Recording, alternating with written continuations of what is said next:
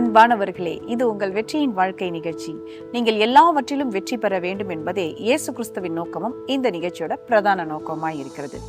நம்ம எல்லாருமே இந்த வருஷத்துடைய முடிவுக்குள்ள வந்து நிற்கிறோம். ஒரு புதிய ஆண்டுக்குள்ள நம்ம எல்லாம் பிரவேசிக்க போறோம். புதிய ஆண்டு துவங்கும் அந்த வேளையில நம்ம எல்லாருடைய மனதிலும் இருக்கிற ஒரு பெரிய ஆசை என்னன்னா, அந்த ஆண்டு கடந்த ஆண்டை விட மிகவும் சிறப்பாக இருக்க வேண்டும், நம்முடைய மேன்மை இன்னும் பெருக வேண்டும் என்றும், நாம் செய்கிற எல்லா காரியத்திலும் வெற்றி கிடைக்க வேண்டும் என்று எல்லாருமே நினைப்பது உண்டு.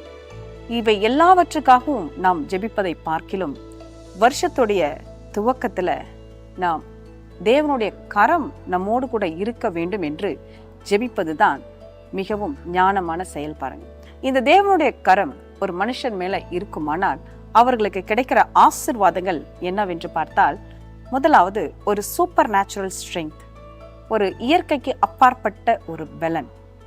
எலியா என்கிற தீர்க்கதரிசிக்கு ஒரு ரதத்திற்கு முன்பாகவே ஓடி போகிற அளவிற்கு ஒரு பலனை கர்த்தர் கொடுத்தார். ஒரு செயலை நாம் சிறப்பாக செய்து முடிப்பதற்கு தேவையான ஒரு அசாதாரணமான பலனை யார் மேல தேவனுடைய கரம் இருக்கிறதோ அவர்களுக்கு தேவன் தந்தருளுவார். நாம் எல்லாரும் நினைப்பது உண்டு, இந்த வருஷத்தை காட்டிலும் அடுத்த வருஷத்துல நான் ஏதாவது சிறப்பா செய்யணும் அப்படின்ற எண்ணம் நமக்கு வருவது உண்டு. அதற்கு எலியாவின் மேல இருந்தது போல நம்முடைய மேலும் கர்த்தருடைய கரம் இருக்க வேண்டும்.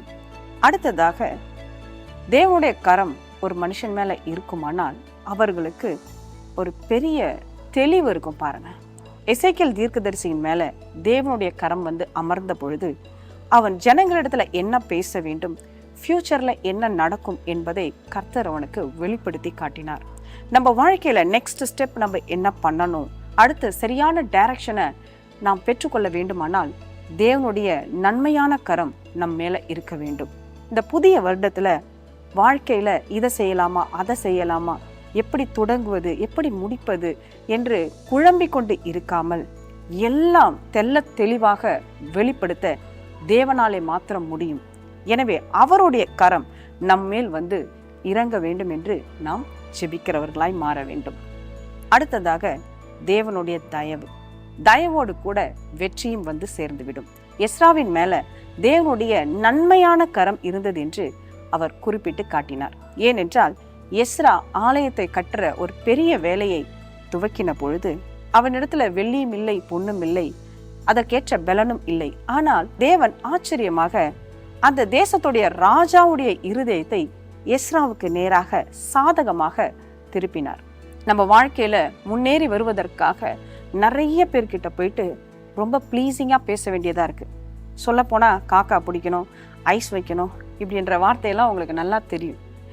எல்லாருக்கும் கீழ்ப்படிஞ்சு அடிப்பணிஞ்சு என்னென்னமோ செஞ்சுதான் முன்னேறி வர வேண்டிய சூழ்நிலையில எல்லாருமே தள்ளப்பட்டிருக்கிறோம். ஆனா இந்த இடத்துல பாருங்களேன், ராஜாவுடைய இருதயத்தை கர்த்தரே எஸ்ராவுக்கு நேராய் திருப்பினார் என்று நம்ம பார்க்கிறோம். நம்ம யாரையும் போய் ரொம்ப அதிகமா ப்ளீஸ் பண்ணணும்னு அவசியமே இல்லைங்க.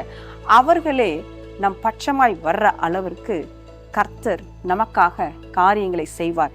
இதுதான் தேவனுடைய கரம் ஒரு மனுஷன் மேல் இருப்பதற்கான பெரிய அடையாளமும் ஆசீர்வாதமும். அடுத்ததாக, ப்ரொடெக்ஷன். நம்ம எல்லாருமே விரும்புவோம் மிகவும் ஆரோக்கியமாகவும் பாதுகாப்பாகவும் இருக்க வேண்டும் என்று. இந்த ஆரோக்கியத்தையும் பாதுகாப்பையும் தேவனுடைய கரம் யார் மேல இருக்கிறதோ அவர்களுக்கு தானாகவே வந்துவிடும். பாருங்கள், உன்னதமானவரின் மறைவில் இருக்கிறவன் சர்வ வல்லவருடைய நிழலில் தங்குகிறான் என்று வசனம் சொல்கிறது. அவருடைய நிழலுக்குள்ள ஒரு மனுஷன் இருப்பானால் எந்த தீமையும் எந்த பொல்லாத வியாதிகளும் அவர்களை நிச்சயமாக சேதப்படுத்துவது கிடையாது. வசனம் இப்படியாய் சொல்லப்பட்டிருக்கிறது, கர்த்தர் நகரத்தை காவாராகில் காவலாளி விழித்திருப்பது விருதா. நம்ம என்னதான் ரொம்ப செக்யூர்டா நம்ம ஃபேமிலியை வச்சுக்கணும், நம்மளுடைய எல்லா காரியத்தையும் வச்சுக்கணும்னு நினைச்சாலும் கர்த்தருடைய கரம் மாத்திரம் இல்லைன்னா நம்ம எவ்வளோதான் விழிப்பா இருந்தாலும் அது எல்லாம் வீணாய் போய்விடும். எனவே நாம் ஞானம் உள்ளவர்களாய், தேவனே உம்முடைய கரம் என் மேல இருக்க வேண்டும் என்று சொல்லும் பொழுது கர்த்தரே இவைகள் எல்லாவற்றையும் பாதுகாக்கிற தேவனாய் இருக்கிறார். அவர் நம்முடைய தாழ்பால்களை பலப்படுத்தி நம்மிடத்தில் இருக்கிற பிள்ளைகளை அவர் ஆசிர்வதிப்பார் என்று வசனம் நமக்கு தெளிவாய் சொல்லப்பட்டிருக்கிறது. அப்ப கர்த்தர் தாழ்பால் போட்டார்னா நிச்சயமாக அதற்குள்ள எந்த தீமையும் வராது. பாருங்க, இவைகளே தேவனுடைய கரம் நம் மேல் இருப்பதற்கான பெரிய அடையாளமும் ஆசீர்வாதங்களும். இந்த புதிய வருடத்துல பல விஷயங்களை நம்ம ஆசைப்பட்டு கேட்பதை காட்டிலும், தேவனே உம்முடைய கரம் மாத்திரம் என்னோடு கூட இருப்பதாக என்று நாம் ஜெபிக்க துவங்கினால் இவைகள் எல்லாமே அதனோடு கூட வந்து சேரும்.